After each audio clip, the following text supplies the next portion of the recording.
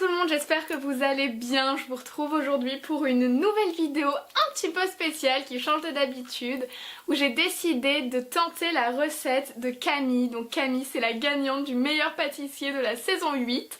Et j'ai décidé de tenter de reproduire son Paris-Brest qui avait juste l'air trop bon. Donc si cette vidéo vous intéresse, je vous laisse avec la suite et c'est parti.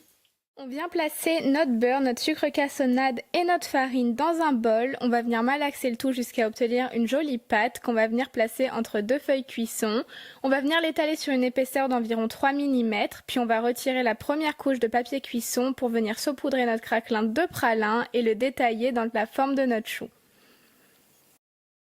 Maintenant on fait fondre notre beurre avec notre eau, notre lait et notre sel. On porte le tout à ébullition et on ajoute en une fois notre farine. On va venir ensuite dessécher notre pâte, donc le but c'est vraiment qu'elle ne colle plus du tout au bord de la casserole. On vient ensuite placer cette pâte dans le bol de notre robot et on vient la fouetter jusqu'à refroidissement. On y incorpore les œufs progressivement et on va obtenir notre pâte à choux.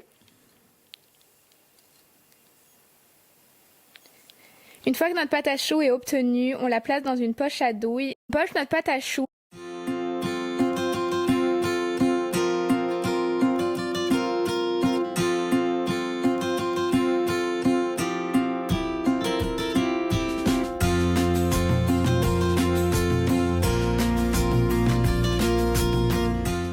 On dépose par-dessus notre craquelin et ensuite on va pouvoir venir placer le tout au four pendant environ 45 minutes à 180 degrés.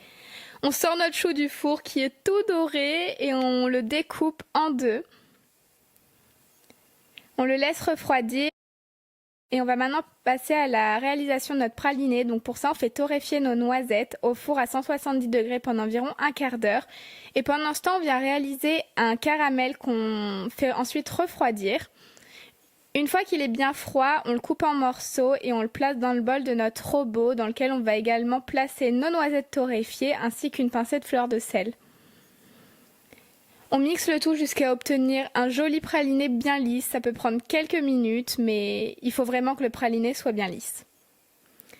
On place ce praliné dans un bol et on le met de côté, on en aura besoin pour nos préparations plus tard. Maintenant on va passer à la réalisation de notre ganache montée. Donc on mélange notre chocolat blanc préalablement fondu avec notre praliné. On fait ensuite chauffer notre crème dans laquelle on incorpore notre gélatine et on va venir verser cette crème chaude en 3 fois sur notre mélange chocolat blanc praliné. Le premier tiers va trancher, c'est tout à fait normal. En ajoutant les 2 tiers restants, on aura une jolie ganache bien lisse à laquelle on va pouvoir ajouter notre reste de crème froide cette fois-ci qu'on va incorporer en une seule fois, c'est très important.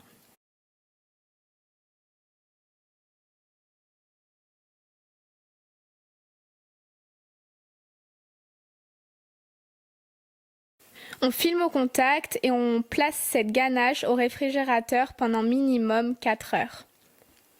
4 heures plus tard, on la récupère, on la met dans le bol de notre robot et on va venir la monter comme une chantilly jusqu'à avoir une jolie texture. On vient placer notre ganache montée dans une poche à douille et on va ensuite pouvoir venir récupérer notre chou qui a bien refroidi et pocher notre ganache. Avant ça, on dépose une couche de praliné dans le fond de notre chou, puis on dépose notre ganache.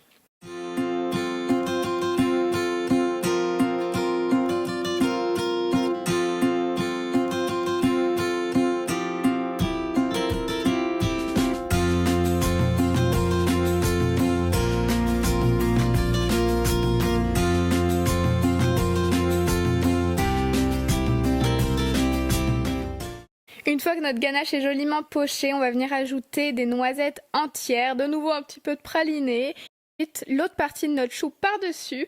Et voilà, notre Paris-Brest est terminé, il n'y a plus qu'à le déguster.